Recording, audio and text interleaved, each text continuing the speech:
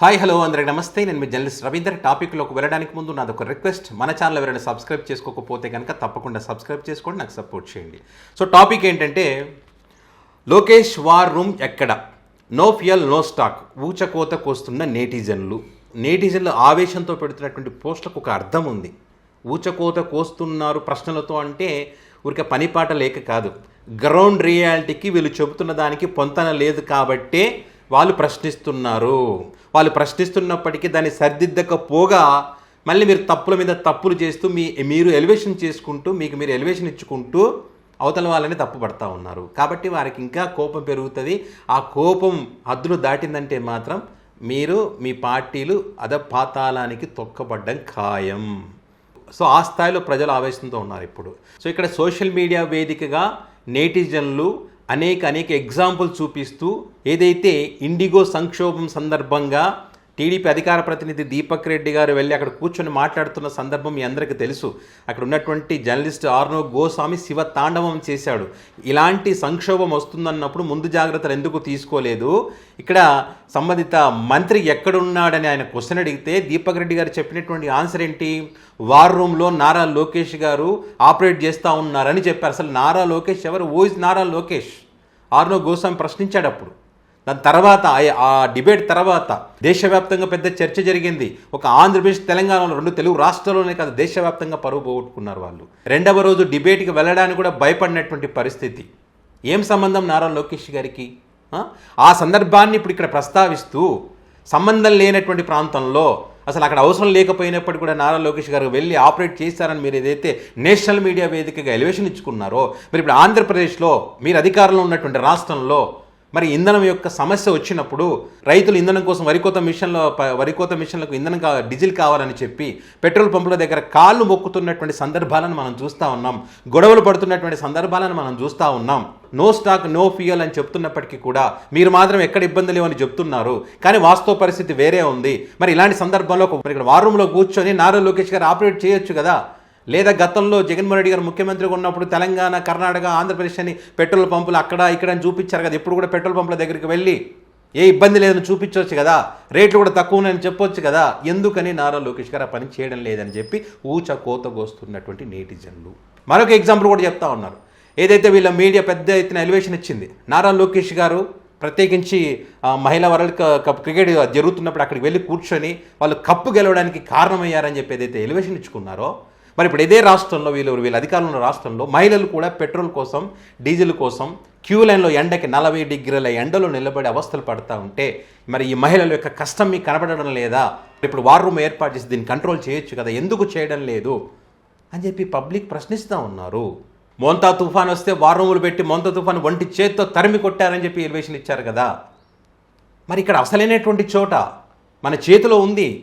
Triple engine సర్కార్, double engine సర్కార్, మనం ఏం చెప్తే అది జరుగుతుంది. మీరే అంటున్నారు చంద్రబాబు సీరియస్, అధికారుల మీద నిప్పులు జరిగారు, ఇంధన శాఖ వారికి సంబంధించి వారిపైన నిప్పులు జరిగారు. ఏం పవర్ చూపించమంటామంటారు? మరి పవర్ చూపించాలి కదా. ఇప్పుడు పబ్లిక్ అవస్థలు పడతా ఉంటే కాలు మొక్కి కన్నీళ్ళు పెట్టుకుంటుంటే పవర్ ఇప్పుడు చూపించాక ఇంకెప్పుడు చూపిస్తారు? మీరు సీరియస్గా పరిమితం అవుతారా? ఆ సమస్యను పరిష్కారం చేయాలి కదా. సో ఆ సమస్యను ఎక్కడ కూడా పరిష్కారం చేయడం లేదు. ఈ చెయ్యకపోగా ఇప్పుడు వాళ్ళకు కావాల్సిన వ్యక్తి ముఖ్యమంత్రిగా ఉన్నారు కాబట్టి ఇదంతా అధికారులదే తప్పు, ఎందుకని అధికారులు అలసత్వం ప్రదర్శించారు అని చెప్తారు. ప్రతిదీ కూడా అధికారుల మీద నెట్టేస్తారు. గతంలో మోంతా తుఫానుకు ముందు కానీ, బుడమేర వరదలప్పుడు కానీ, తొక్కిసలాట కానీ ఏం జరిగినా కూడా అధికారులదే తప్పు. జగన్మోహన్ రెడ్డి గారు ముఖ్యమంత్రిగా ఉంటే పాపం అధికారులు ఏం చేస్తారు, జగన్మోహన్ రెడ్డిదే తప్పు. ఇప్పుడు కూడా దీనికి సంబంధించి జగన్మోహన్ రెడ్డి గారే రాజకీయం చేస్తూ ఉన్నారు. దీనికి కారణం జగన్మోహన్ రెడ్డి, వైసీపీ పార్టీ అని చెప్పి వాళ్ళ మీడియాలో చెప్తా ఉన్నారు. ఇంకో విచిత్రం ఏమిటో తెలుసా, ఇక్కడ వీళ్ళ మీడియాలో డిబేట్లు పెడుతూ పలానా చోట పలానా ప్రాంతంలో పరిస్థితి ఎట్లా ఉంది మా ప్రతినిధి చెప్తాడని చెప్పి వాళ్ళు ఫోన్ ఇన్లో తీసుకుంటారు కదా, లేదా డైరెక్ట్ లైవ్లో కూడా తీసుకుంటారు కదా. అక్కడ నుంచి నో సౌండ్, ఎందుకంటే వీళ్ళు అక్కడికి వెళ్ళలేనటువంటి పరిస్థితి. కూటమికి సపోర్ట్ చేసేటువంటి మీడియా అక్కడికి పోతే ప్రజలు ఊరికే ఉంటారా? వాళ్ళు ముందే కోపంలో ఉన్నారు, ఆవేశంలో ఉన్నారు, ఎండలో ఉన్నారు, ఎర్రటి ఎండలో. సో ఊరికే ఉంటారు, ఇప్పుడు ఊరికే ఉండే ప్రసక్తే లేదు. కాబట్టి ఆ లైవ్ సిగ్నల్ లేదనో ఇంకో రీజన్ చెప్పి కట్ చేస్తూ ఉన్నారు.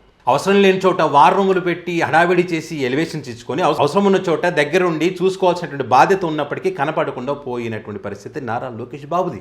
బాబు అందుకే నీటిజన్లు అడుగుతూ ఉన్నారు. ఏదో నవీన్ పొలిశెట్టి సినిమా మధ్య సంక్రాంతికి రిలీజ్ అయింది చూడండి, అందులో ఒక సాంగ్ ఉంటుంది ఎక్కడ ఎక్కడ ఎక్కడ అని చెప్పి. ఆ సాంగ్ పెట్టి అది ఇండిగో సంక్షేమం అప్పుడు ఆ వీడియో పెట్టి ఎక్కడ మినిస్టర్ ఎక్కడ అని చెప్పి ఆర్నో గోస్వామి అడిగినటువంటి ఆ క్లిప్పింగ్ 2 జత చేసి సోషల్ మీడియా వేదికగా ఎక్కడ అని చెప్పి ఏకి పరేస్తూ ఉన్నారు. అదాని గూగుల్ డేటా సెంటర్కి పోయినాడు విశాఖలో. మరి అదే ఇక్కడ పోయి చూడాల్సింది గ్రౌండ్ రియాలిటీ ఏంటి అనేది. మన గతంలో మాట్లాడినంత ఈజీ కాదు కదా మనం అధికారులు ఉన్నప్పుడు వాటిని సరిదిద్దడం అనేటువంటిది. మరి కంట్రోల్ చేయాలి కదా, పోవాలి కదా. వాళ్ళ మీడియాకి దండం పెట్టాలి నిజంగా. ఏమన్నా ఎలివేషన్సా? క్రికెట్కి పోతే ఎలివేషన్, ఇంకో చోటికి పోతే ఏడవైనా ఎలివేషన్. ఇక్కడ చేయాల్సిన చోట మాత్రం ప్రశ్నించరు. అవును ఇక్కడ ఎందుకు చేయడం లేదు, ఇక్కడ పోవాలి కదా, ఆ పబ్లిక్ ఒక సమస్య తీర్చాలి కదా, వాళ్ళ దాంట్లో రాదు. మీరు వెయ్యరు, మీరు ప్రశ్నించరనే పబ్లిక్ కోతకు వస్తున్నారు మిమ్మల్ని. మీరు చెప్పేదానికి ఒకటే సంబంధం ఉందా? లేదు అసలు. కావాలని సృష్టిస్తున్నారంట. కావాలని ఎందుకు సృష్టిస్తారండి? ఒకవేళ కావాలని సృష్టించారు, ఫేక్ ప్రచారాలు చేస్తే ఆ ఫేక్ ప్రచారాలను నిరూపించాల్సిన బాధ్యత ప్రభుత్వంలో ఉన్నటువంటి మీద కాదా? మరి మీడియా బాధ్యత మీకుంటే ఆ బాధ్యత మీరు తీసుకోవాలా లేదా?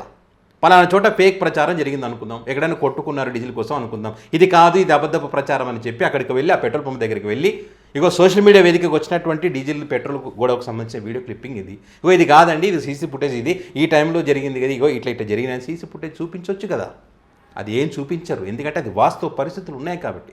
ఎప్పుడైనా మనం చూసామా రైతులు కానీ పబ్లిక్ కానీ ఈ స్థాయిలో కొట్టుకోవడం, అవస్థలు పడ్డం మనం చూసామా? అంబులెన్సులు కూడా రోడ్డు మీద నిలబడ్డ పరిస్థితి. ఇంతకన్నా దౌర్భాగ్యమైన పరిస్థితి ఉంటుందా? సో ఇది పరిస్థితి. మరి మీ ప్రాంతంలో ఈ కూటమి మీడియా చెప్తున్నట్టు కంట్రోల్ అయ్యింది, ఎక్కడ ఇబ్బందులు లేవనేది చెప్తా ఉన్నారో నిజంగా అలాంటి పరిస్థితులే ఉన్నాయా, లేకపోతే సోషల్ మీడియా వేదికగా జరుగుతున్నటువంటి చర్చ ఏదైతే ఉందో అవస్థలు పడుతున్నటువంటి పరిస్థితులు ఆ రకంగా ఉందా? వాటికి సంబంధించి మీ దగ్గర ఏమైనా సమాచారం ఉంటే కనుక కామెంట్ బాక్స్లో కామెంట్ చేయగలం. Thank you.